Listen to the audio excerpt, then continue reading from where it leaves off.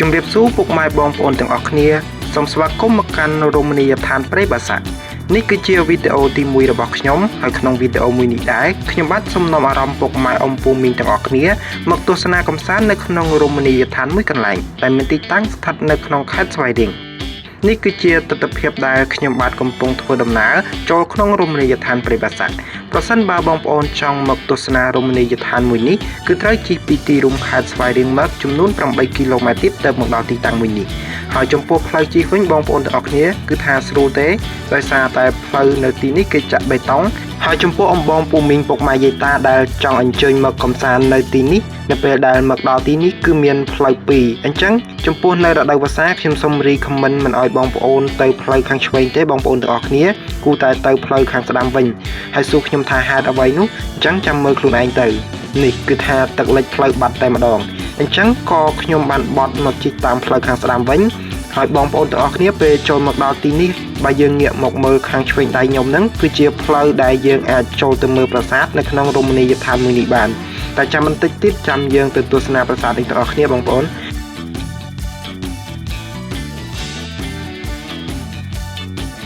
ឥឡូវនេះគឺខ្ញុំបានមកដល់ទីតាំងរមណីយដ្ឋានរបស់យើងហើយអញ្ចឹងពុកម៉ែអ៊ំបងពូមីងទាំងអស់គ្នាដែលចង់ដឹងថារមណីយដ្ឋានព្រៃបាសាក់នេះមានទិដ្ឋភាពបែបណាខ្លះខ្ញុំនឹងមកជម្រាបជូននៅក្នុងវីដេអូមួយនេះដោយដែលពុកម៉ែអ៊ំបងពូមីងបានឃើញនៅក្នុងវីដេអូមួយនេះអញ្ចឹងនៅទីនេះយើងអាចមកសម្រាកលំហែកំសាន្តឬមកញ៉ាំអីជុំគ្នានៅពេលទំនេរបានផងដែរបងប្អូនរមណីយដ្ឋានមួយនេះក៏មានទីតាំងស្ថិតនៅជិតព្រែកមួយកន្លែងដែលសម្បូរទៅដោយដើមឈើជាពិសេសគឺដើមត្នោតដោយដែលបងប្អូនបានឃើញអញ្ចឹងហើយចំពោះទេសភាពនៅក្នុងទីនេះវិញគឺថាស្អាតញាក់តែម្ដងបងប្អូនទាំងអស់គ្នាហើយចំពោះបងប្អូនដែលស្រឡាញ់ការដើរលេងកំសាន្តបែបធម្មជាតិព្រៃឈើឬបែបប្រវត្តិសាស្ត្រដូចខ្ញុំអីហ្នឹងនៅពេលដែលឃើញវីដេអូមួយនេះហើយប្រកាសជាចង់មកលេងជាមិនខាន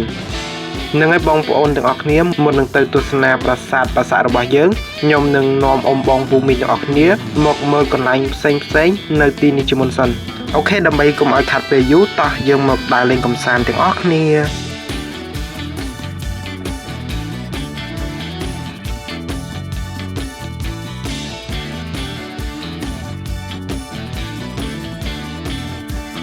ខាងស្ដាំដៃខ្ញុំនោះគឺជាកន្លែងបដិមាព្រះពុទ្ធដែលបងប្អូនអាចអញ្ជើញមកចូលអុជធូបបួងសួងសូមសេចក្តីសុខសេចក្តីចម្រើនបានហើយនេះដោយសារវានៅជិតទឹកព្រែកអញ្ចឹងកន្លែងនេះក៏មានការផុងស្រុតបាក់ដីផងដែរហើយបន្ទាប់ពីនេះមកខ្ញុំនឹងនាំបងប្អូនទាំងអស់គ្នាមកមើលកន្លែងមួយទៀតគឺស្រះចិញ្ចឹមត្រីហើយខ្ញុំក៏បានទិញចំណីត្រីដើម្បីដាក់ឲ្យវាស៊ីហើយចង់ដឹងថាស្រះនៅទីនេះមានត្រីច្រើនដែរឬទេតោះយើងមកមើលទាំងអស់គ្នា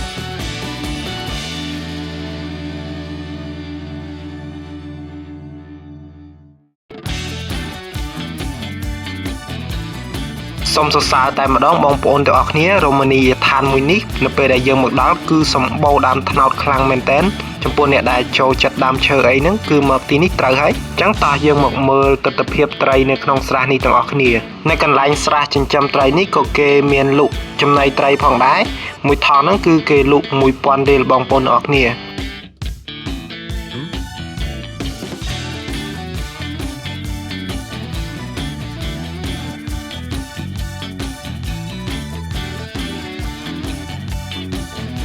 នឹងឲ្យដូចដែលបងប្អូនឃើញនៅក្នុងវីដេអូមួយនេះអញ្ចឹងចំពោះស្រះនៅទីនេះគឺធំខ្លាំងមែនទែនហើយមានត្រីជាច្រើនក្បាល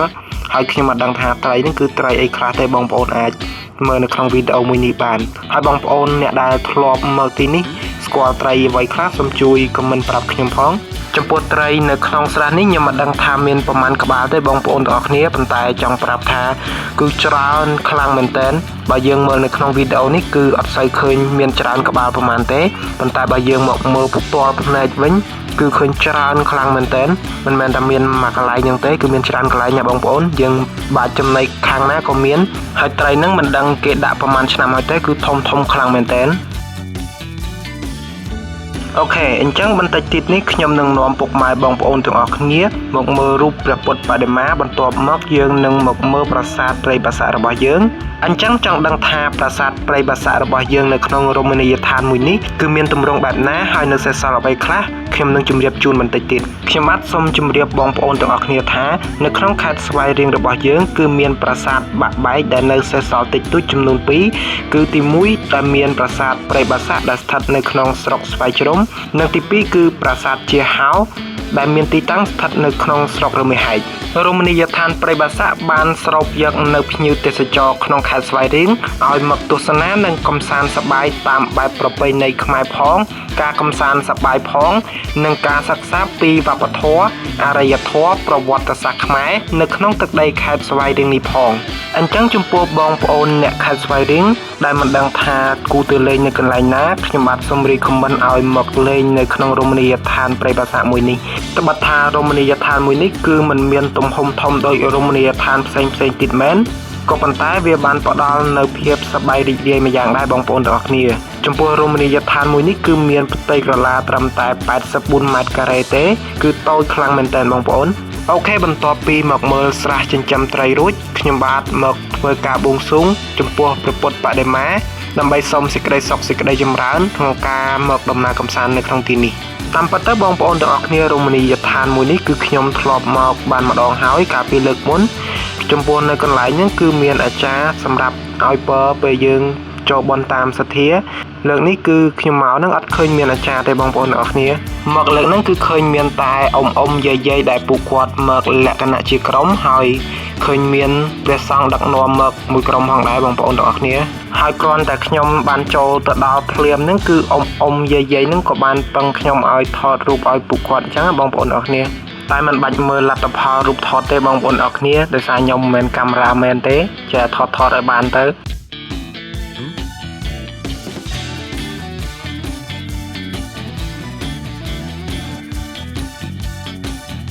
អញ្ចឹងបន្ទាប់ពីបានថតរូបឲ្យអ៊ំយាយរួចមកខ្ញុំបាទក៏បានឡើងទៅអុជធូបបួងសួងសូមសេចក្តីសុខសេចក្តីចម្រើនហើយនៅទីនេះក៏គេមានកន្លែងហឹបដើម្បីបូជាព្រះពុទ្ធបូជាក៏ដូចជាហឹបរិច្ចាគផ្សេងបើបងប្អូនមានសទ្ធាអាចចូលរួមបានតាមសទ្ធារបស់បងប្អូនទៅហើយបងប្អូនចង់ដឹងថាខ្ញុំបួងសួងអ្វីខ្លះអត់អូខេអញ្ចឹងចាំខ្ញុំប្រាប់គឺខ្ញុំបួងសួងសូមឲ្យបងប្អូនទាំងអស់គ្នាចុច like វីដេអូខ្ញុំឲ្យបានច្រើនហ្នឹងនិយាយលេងទៅបងប្អូនទាំងអស់គ្នាអញ្ចឹងបន្ទាប់ពីបួងសួងសូមសេចក្តីសុខសេចក្តីចម្រើនរួចខ្ញុំនឹងនាំបងប្អូនទាំងអស់គ្នាមកមើលអំពីទិដ្ឋភាពនៃប្រាសាទព្រៃបាសាក់របស់យើងអញ្ចឹងបន្តិចទៀតបងប្អូននឹងបានឃើញទិដ្ឋភាពប្រាសាទព្រៃបាសាក់ដែលស្ថិតនៅក្នុងកណ្ដាលព្រៃនៃរមណីយដ្ឋានមួយនេះតោះពុកម៉ែបងប្អូនទាំងអស់គ្នាធ្វើដំណើរចូលមកក្នុងព្រៃនេះជាមួយខ្ញុំទាំងអស់គ្នាតាមពិតទៅទូលប្រាសាទមួយនេះគឺមិនឆ្ងាយប្រហែលទេបងប្អូនទាំងអស់គ្នាគ្រាន់តែដើរប្រហែល10ម៉ែត្រជាងតែប៉ុណ្ណោះគឺយើងនឹងធ្វើការទៅដល់ទូលប្រាសាទមួយនេះហើយអញ្ចឹងនោះបងប្អូនទាំងអស់គ្នាឃើញទេនោះគឺជាទូលប្រាសាទព្រៃបាសាក់របស់យើងដែលនៅសេសសល់តែប៉ុណ្្នឹងឯងបងប្អូនព្រៃបាសាក់មានទីតាំងភូមិសាស្ត្រជាដីទួលមួយដែលមានតាំងពីសម័យបុព្វកាល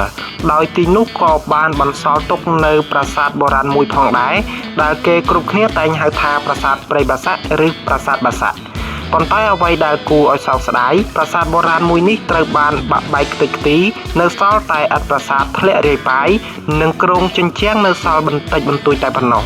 តាមការសន្និដ្ឋានរបស់ក្រសួងវប្បធម៌និងវិចិត្រសិល្បៈដែលបានឆ្លាក់លើផ្ទាំងថ្មចង្អុលទៅកាន់ប្រាសាទបានសន្មតថាប្រាសាទព្រៃបាសាក់ស្ថិតក្នុងរចនាបថបាខែងដែលកសាងក្នុងអំឡុងឆ្នាំ915ដល់925នៃគ្រិស្តសករាជបងប្អូនទាំងអស់គ្នាបច្ចុប្បន្ននេះប្រាសាទព្រៃបាសាក់បានស្រូបទាញភ្ញៀវទេសចរមកទស្សនាកម្សាន្តសប្បាយជាបន្តបន្ទាប់គ្រប់ពេលវេលាផងដែរហើយចំពោះទីតាំងភូមិសាស្ត្រប្រាសាទព្រៃបាសាក់នេះគឺជាដីទួលដ៏ចំណាស់មួយដែលមានព្រៃឈើដុះព័ទ្ធជុំវិញជាច្រើនហើយចំពោះអាយុកាលនៃប្រាសាទមួយនេះដែរចំពោះឯកសារខ្លះដែលខ្ញុំបានស្រាវជ្រាវឃើញនោះគេបានបញ្ជាក់ថាមានអាយុកាលជាង1000ឆ្នាំមកហើយបងប្អូនគឺពិតជាមានអាយុកាលយូរខ្លាំងមែនទែនហើយបច្ចុប្បន្ននេះយើងមើល ឃើញថានៅសល់តែដុំថ្មបន្ទប់លើគ្នាមួយកប់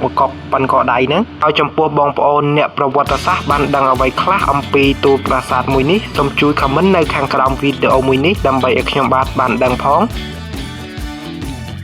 អូខេពុកម៉ែបងប្អូនទាំងអស់គ្នាអញ្ចឹងចំពោះទស្សនវិជ្ជានៅក្នុងរមណីយដ្ឋាននៃប្រាសាទព្រៃបាសាក់នេះគឺមានតែប៉ុណ្្នឹងទេហើយវីដេអូមួយនេះក៏មានតែប៉ុណ្្នឹងដែរបងប្អូនទាំងអស់គ្នាសូមអរគុណចំពោះការតាមដានទស្សនាវីដេអូមួយនេះតាំងពីដើមរហូតដល់ចប់បើចូលចិត្តវីដេអូរបស់ខ្ញុំបាទសូមកុំភ្លេចជួយចុច like និងជួយ comment វីដេអូរបស់ខ្ញុំបាទម្នាក់មួយផងជួបគ្នានៅវីដេអូក្រោយជម្រាបលាបាយបាយ